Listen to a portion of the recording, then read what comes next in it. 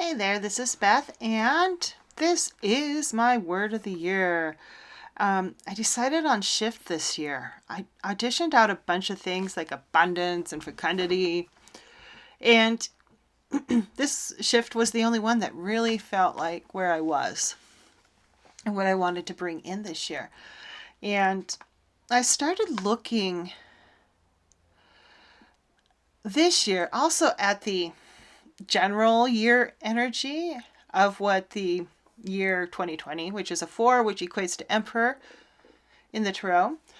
So I started looking at that also this year and reflecting upon 2019, which was the Hanged Man year for 2019, and how that impacted me, along with having a personal year card of the Hermit. So Hangman and Hermit, whoa, that was kind of an interesting pairing of wanting to pull inward and also of perception, of reevaluating everything. Why am I doing this? Do I want to still do this? Am I just doing this out of habit? Why? It's like my inner 2-year-old, 3-year-old came out and it's like, why? And I'm still working on some of those whys. Why do I do this? Why this? Why that? And and so that combo of the Hangman and the Hermit, ooh, that was kind of a tough two energies to navigate last year. And my word of the year was Dreamweaver, which I feel was probably what saved me because it kept me feeling more expansive and reminding myself, I'm weaving my dreams right now. Don't get caught up in the angstfulness and the heaviness that I sometimes felt with that pairing, the Hangman and the Hermit. So this year I got the Emperor and the Wheel of Fortune. So 2020, once we break it down, it's 2 2s, which makes 4, which equates to the Emperor in Tarot.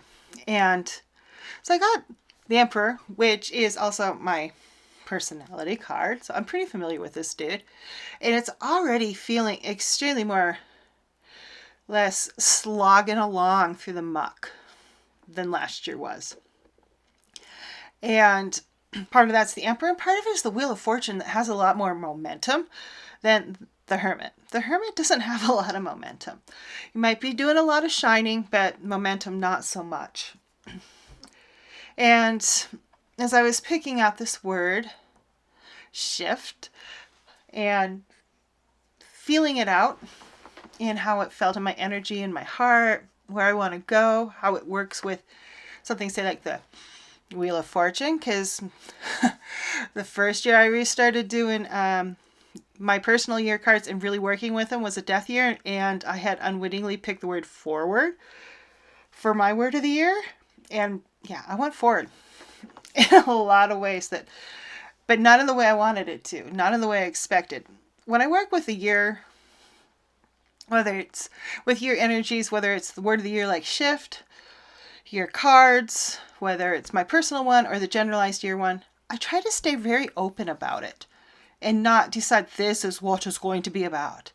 And the years I can stay very open about it are the years I learn the most, the quickest, and most effectively. Because like last year, perception. It was all about perception of how I perceive things and why I perceive them that way and why I do them. And this year, perception's still there, and I think that's also part of the shift. You have to have this perception of what's happening to understand what needs to be shifted, where the shifts are going. So it's been very interesting to watch that. And Hangman, too, last year very much is all about how can I see things in a different light when you're hanging upside down. But Emperor is such a vastly different energy. It can be very expansive. It can be foundational and building, creating legacies. Good people who govern create infrastructure. So how do you want to create the infrastructure of your life this year?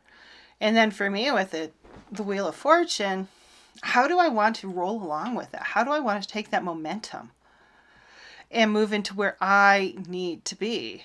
And that's part of the reason the word shift, I think, came in so strongly, was where do I need to be? And I need to shift internally, emotionally, physically, everything. Because, you're not just one clump of this and you are all interconnected. So working on shift in a very holistic manner this year, and trying to also be very open about how that shift is taking place, guide and direct, but also, perceive and use my perception to understand what is going on here.